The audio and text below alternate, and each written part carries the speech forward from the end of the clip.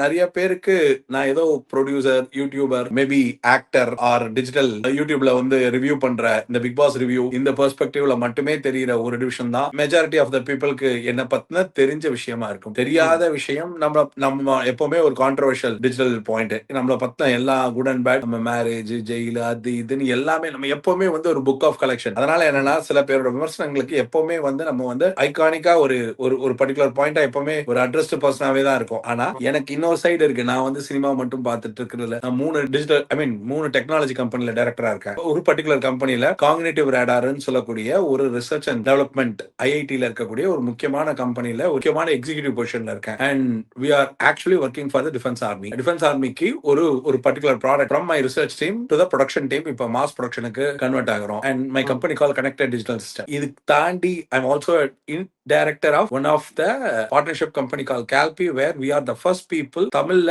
கல்கி அவதாரத்தை பகவத்கீதா இன்டகிரேஷன், குரான், பைபிள் இது 3 இன்டகிரேஷன்ல தமிழ்ல கல்கி அவதாரத்தை ஃபர்ஸ்ட் டைம் லான்ச் பண்ணி அது ஒரு படமா எடுத்துக்கிட்டு இருக்கோம். And apart from that I mean to logistical development, shipping car, இது மாதிரி மல்டிபிள் ஃபார்ம்ல ஒர்க் பண்ணிட்டு இருக்கேன். அண்ட் இவளெல்லாம் விட்டுட்டு வந்து பாருக்கு சப்போர்ட் பண்ணா எனக்கு என்ன கூலான பீரா கொடுக்க போறாங்க. இன்ஃபேக்ட் அதுல பழக்கம் இல்லைன்றதுனாலும் அதை கொடுத்துட போறாங்க. பாருக்கு பிஆர், பாருக்கு சோறு, முத்துக்குமரனுக்கு அது, ராஜுக்கு இது, கவினுக்கு அது, ஆரிக்கு இது. நான் பார்க்காத பேரடா, நான் பார்க்காத பிஆரா. நமக்கு பிஆர்னு சொல்லனா நம்ம ரிவ்யூக்கே அது மரியாதை இல்ல. நாம ஒரு கேமர்னு சொல்றதுனால பல பேருக்கு கோபம் வருதுன்னா அதை பத்தின அக்கறை எனக்கு கொஞ்சம் கூட கிடையாது. ஏன்னா அது என் வியூ. உங்களுக்கு உங்க பர்டிகுலர் நான் சொல்ற வியூ மேல ஒரு கருத்து இருந்தா அது உங்க வியூ. ஆனா அதுல உங்களுக்கு ஒரு வாத திறமையோட அதை ஒரு சரியான வாதமா எடுத்து வச்சீங்கன்னா அது சரி. நீங்க உங்க கோவத்தை எடுத்து வச்சு சொன்னீங்கன்னா எனக்கு என்னங்க, இந்த ஷோ முடிச்சதுன்னா கமெண்ட் செக்ஷன்ல நம்ம விரும்புற, நான் முதலே சொன்ன மாதிரி நம்ம நேசிக்கிற நம்மள விரும்புற கூட்டத்துக்கு தான் என் நேரத்தை அதிகமா ஸ்பெண்ட் பண்றதுனால நீங்க கத்தி கூச்சல் போட்டோ இல்ல அசிங்கப்படுத்தினா அது கண்டுக்காம